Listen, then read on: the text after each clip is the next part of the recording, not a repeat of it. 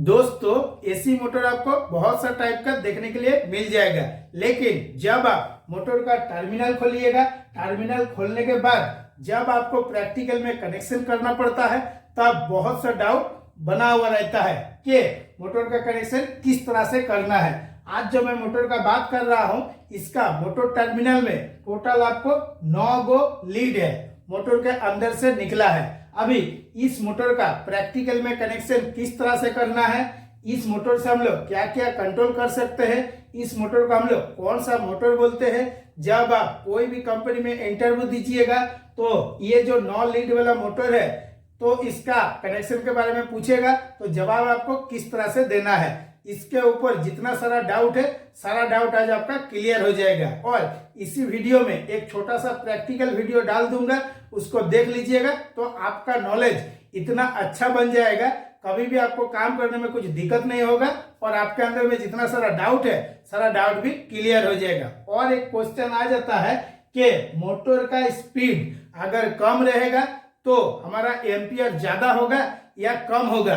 देखिएगा हमेशा मन में डाउट बना हुआ रहता है, तो इस मोटर को चालू करने के लिए आपको एक छोटा सा कंट्रोल सर्किट बनाना है और एक पावर सर्किट बनाना है। तो पावर सर्किट किस तरह से कनेक्शन करना है, जो आपका आर वाई और बी सप्लाई है ये किस में आ रहा है, एमसीसीबी में आ रहा है। तो एमसीसीबी ऐसे नॉर्मल में इसी टाइप का रहता है, आर वाई और बी ऊपर में इन होता है और नीचे से आपका आउट हो जाता है। एमसीसीबी जब बंद रहता है तब आपका एनओ रहता है, जब इसको ऑन करेंगे तो यहाँ पे आपका एनसी बनेगा और फेज सप्लाई आपका आगे आएगा। किस में आएगा, जो आपका पावर कॉन्ट्रैक्टर है पावर कॉन्ट्रैक्टर में आएगा। और पावर कॉन्ट्रैक्टर जिस तरह से मैं दिखा रहा हूँ यही सेम टू सेम आपको देखने के लिए मिल जाएगा। आर वाई और बी सप्लाई देना पड़ता है और उसके बाद नीचे से R Y B supply out होता है। और जब आप प्रैक्टिकल में काम कीजिएगा या कनेक्शन कीजिएगा तो देखिएगा इसी टाइप का आपको कॉन्ट्रैक्टर मिलेगा। और ये जो थर्मल ओवरलोड रिले है आप इस तरह से भी सेटिंग कर सकते हैं और माउंटिंग बेस देके भी सेटिंग कर सकते हैं।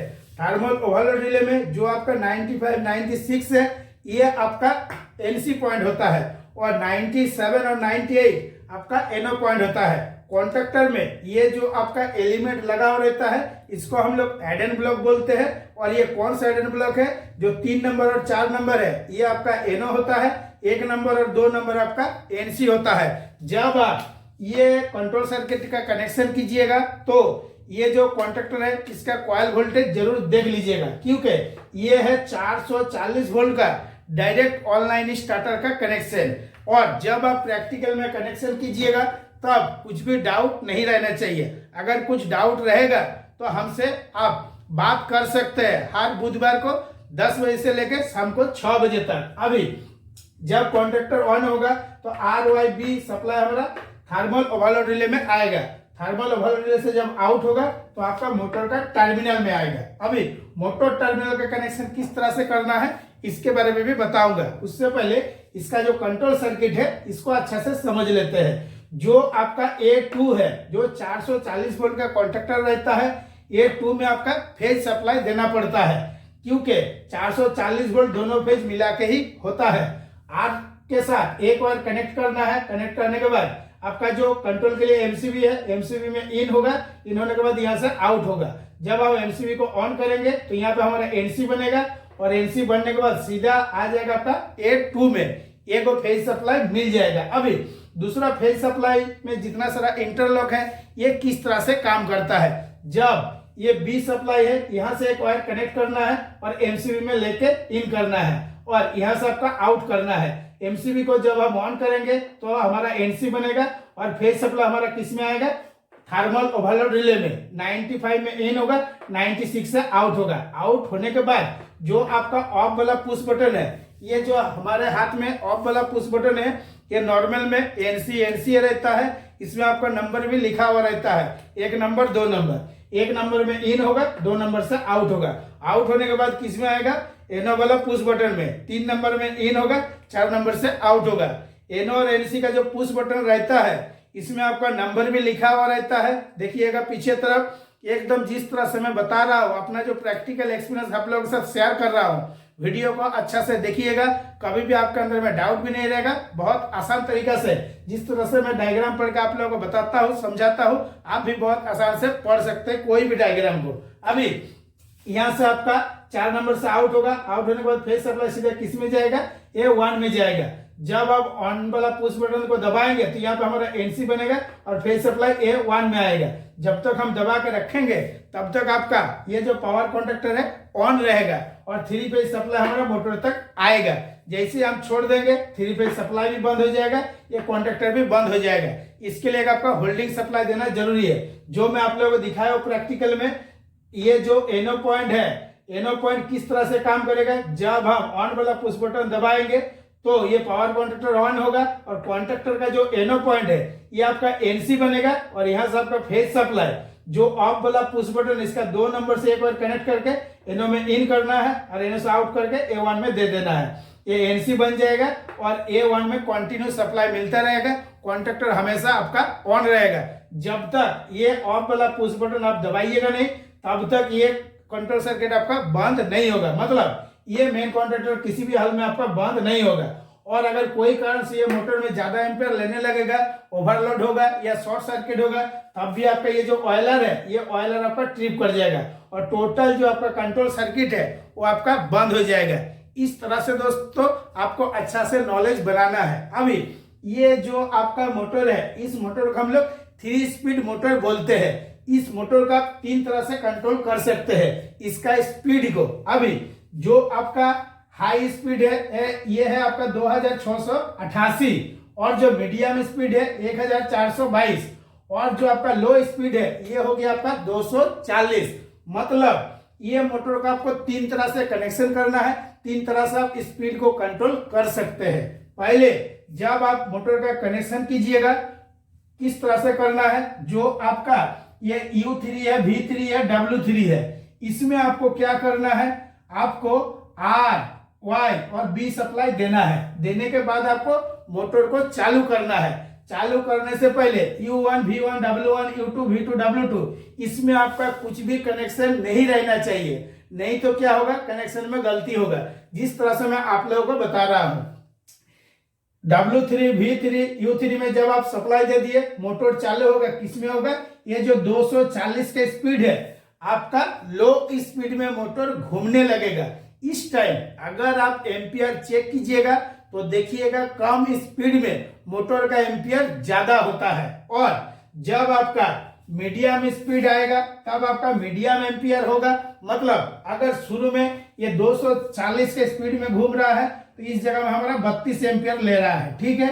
अभी जब आपका 1422 में चालू करना है मोटर को, स्पीड को, तो किस तरह से कनेक्शन करना है, तो ये जो आपका U3, V3, W3 है इसका कनेक्शन आपको बिल्कुल खोल देना है मोटर से।